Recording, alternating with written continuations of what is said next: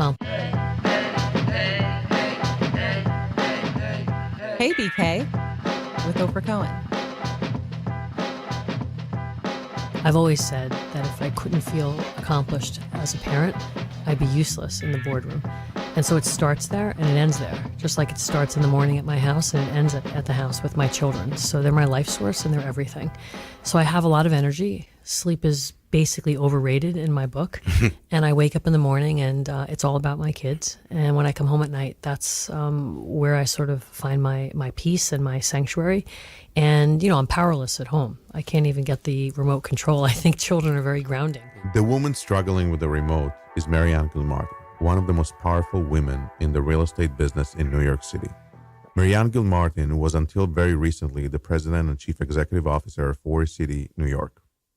Earlier this month, she announced that she will be leaving her post and start a new venture, L&L MAG. This interview was recorded a few weeks before her announcement. Today, we're mostly going to focus on how she became such a rock star, developing the New York Times building, Geary's Tower, and leading the effort on the development of the Barclays Center. But first, I want you to get a sense of what her job really means to her. I begin by saying that I make places, and I have the best job in the world because I can create places in the greatest city in the world. People are pushing paper and pushing buttons for a living. Think about how we get to point to concrete, literally concrete representations of our toiling. And you can throw your children on a hoist and take them to the top of New York by Geary. This is a great blessing. But when she started her career, people did not have the same romantic view of the industry as we all have today. When I started in the business in the 80s, being a real estate developer was one step above a car salesman. This was not real estate development as we know it today, where people are clamoring to get into the industry. In my generation, people flocked to the internet. And so it was by pure serendipity that I became a real estate developer. I was given an urban fellowship when I graduated from university. It was an opportunity for me to pick the agency of my choosing inside of city government. Mayor Koch used this as his only recruitment tool for young individuals to try public service before going out into the private sector. I landed 2 fellowships. The first was for a summer. The second was for an academic year. That summer was hot. New York was a dump. And I was touring and meeting with every commissioner in every aspect of city government. This is in the 90s? This is in, thank you, in the 80s, 86. And I remember interviewing with the police commissioner, with the head of the city's Department of Juvenile Justice. This is where I thought my passion would take me. And I stopped in at economic development, and they had air conditioning, carpet, they had a president, and they had a board of directors. And I thought, wow, this is so grown up. I'm going to hang out here for the summer. And then after that, I'll get serious about my career. Now, because I was an urban fellow and it was just after the fiscal crisis, the agency didn't have to fund the position. So everybody wanted an urban fellow. So I was, welcomed with open arms. And it was there in that agency in the course of the first 3 months of the business that I realized I had real estate in my veins. And I would not have known it had I not had an open mind. And I tell young people that it's great to have a plan. And as project managers, we plan for a living. One must always be open to the possibility that what's looking for you and what you're looking for may just come along the way in a sort of accidental fashion. And being open to this accident led to this amazing opportunity. I quickly realized that at that agency, they would literally sit down with the map of the city and they'd say, so what do you think we should do with the West Side?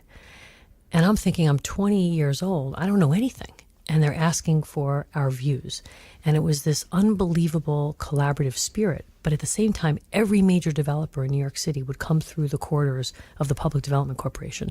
So I met a lot of powerful individuals, including Bruce Ratner. I negotiated the relocation of Bear Stearns to Brooklyn, and I negotiated the tax incentives as well as the job retention program that Bear Stearns was required to adhere to. And Bruce was part of that negotiation. That's where I met Bruce. Bruce is Bruce Ratner, the founder of Forest City, Ratner, New York, and one of the most established real estate developers in New York City. When they met, he was the CEO of the company that was already involved in developing millions of square feet of retail and office projects. And yes, I found myself sitting across from Bruce Ratner, which was intimidating, but I never got that memo that said you should feel intimidated when sitting across from very powerful New York City developers. And I just did my job. But I also realized this is amazing. I could do public development on a large scale in the greatest city in the world, and I could turn that into a private job and just be on the other side of the equation, do everything that I love in government and make some money. And so Bruce called me in to interview for a position about 10 years after I first met him. And that was 22 years ago. And that was a development job. Yes, I've been a hopeless developer since I realized that real estate was in my veins.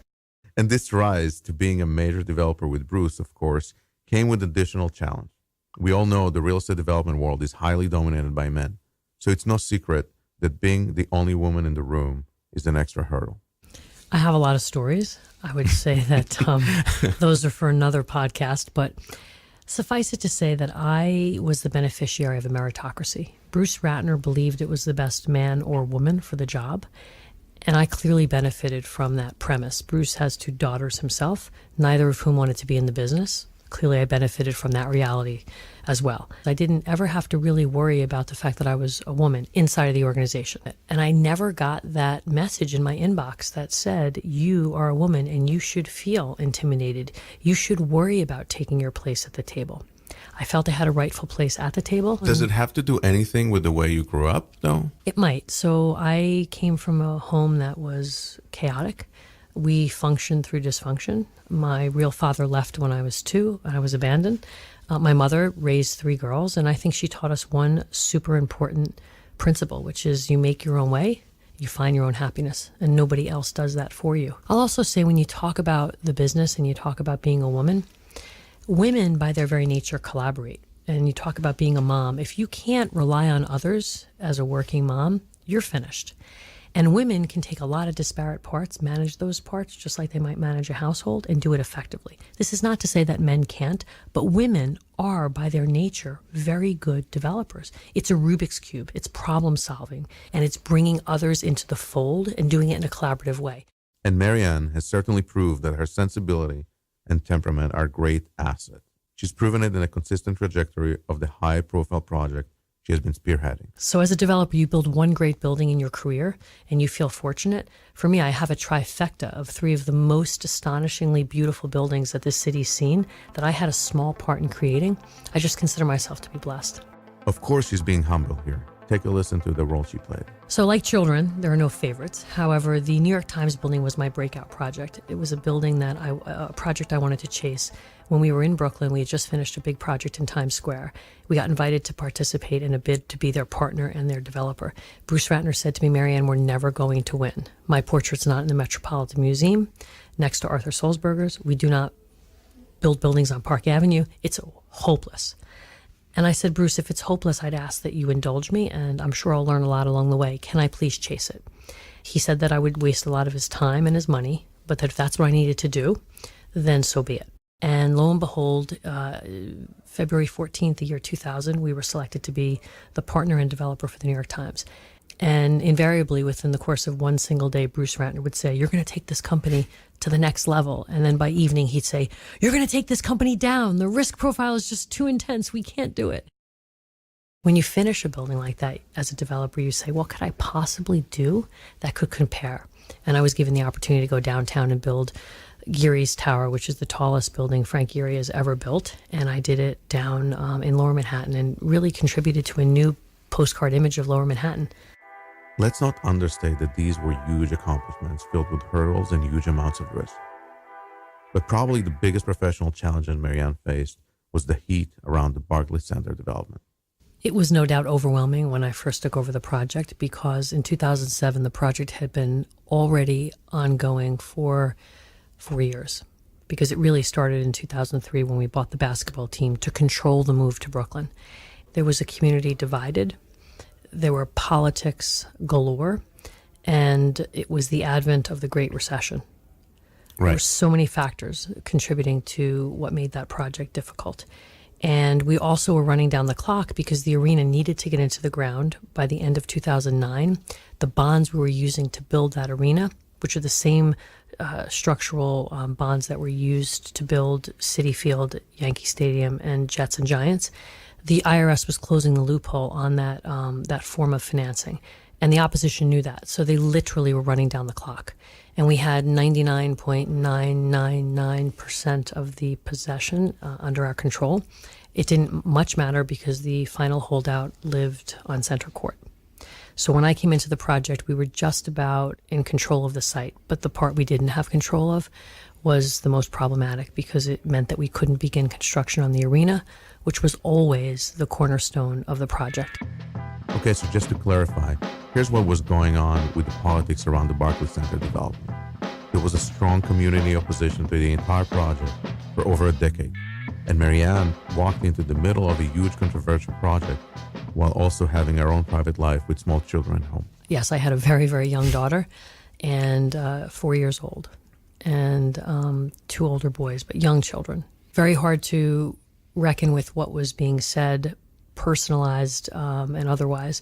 Someone gave me the advice I should never read the blogs. It's not healthy. And so you have to be purposeful. You have to believe in what you're doing. You need to listen and you need to solve problems. And that's where I kept my focus. We had $500 million of investment of our equity in the dirt when the recession hit and not a single vertical building to show for it.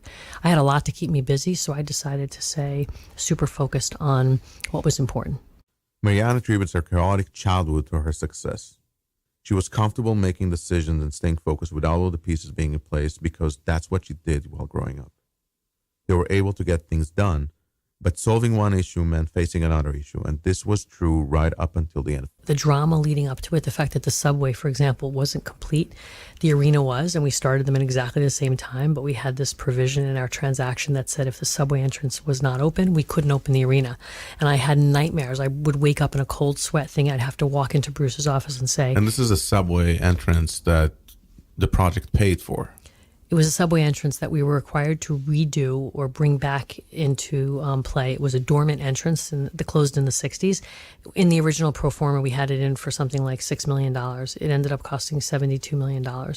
So this subway entrance, we didn't rebuild the subway system. We just fixed the entrance, was a complicated matter, involved a lot of public coordination, and it took a long time. And so we just finished in time. It was the week that Jay-Z's concert opened that we got substantial completion sign off of that entrance. And there was a period where we were worried because the government, given the high profile nature of the project, was not going to let us open that arena if we did not have a subway. And I would say that waking up, in addition to this amazing evening where we opened the building, for me, the far more glorious moment was the next day when Brooklyn was not swallowed whole by a traffic jam, when the quality of life and traffic enforcement agents that were placed around the arena that we obsessed over for a year and a half did the work that we wanted them to do. And it was an all-around positive experience.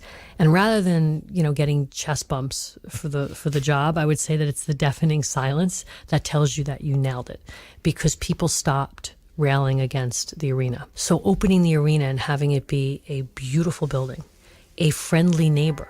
And a year after that, a year after Barclays Center opened, while she was moving to Brooklyn, settling in a new home, and getting her kids into a new school, she became the CEO. Right. So when was it that you actually took over as a president and CEO?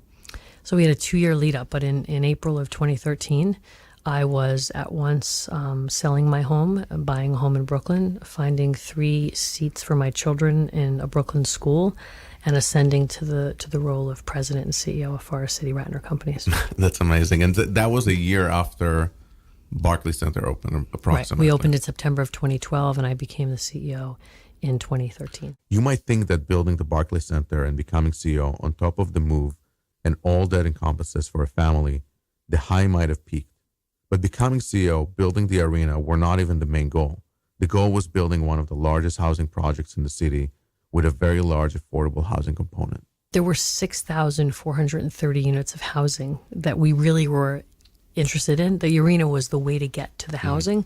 So building 2,250 units of affordable housing, which is amongst really the most abundant affordable housing mandate in a project that's being led by a developer that really the city has seen.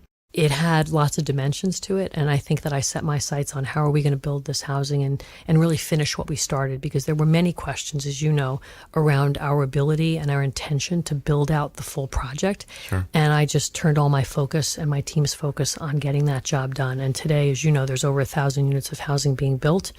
Of those 1,000, close to 900 are affordable. So we all know now that she just started her own new development venture. Here's what she told us just a few weeks before our announcement about her vision for the future. My next focus is how do we create great buildings that embrace technology, push the bounds of what we do in New York, which is pretty typical, pretty forgettable, pretty uninspired. Real estate's not been disrupted yet. So I want to be part of, or at least witness, the disruption. It's the last frontier. Real estate's the last great frontier where the disruption's coming, and I want to be part of it. I want to push for it, and I want to build around it. And so you feel like if because you were able to bring a basketball team to Brooklyn, you could probably bring a tenant like Amazon to Brooklyn at some point. It's time. It's time for us to provide some of the great companies in this economy a place in Brooklyn to call home. That's a super sophisticated office building. That's the best of the best. Because let's be frank, the talent is the best of the best. Right. The city's the best of the best. We need now a place for the companies to call home. And that's what I want to be part of. That's amazing. I'm Ofer Cohen. Thanks for listening. Hey BK. For more information, you can visit heybk.com. You can also email me at ocohen@paracrg.com.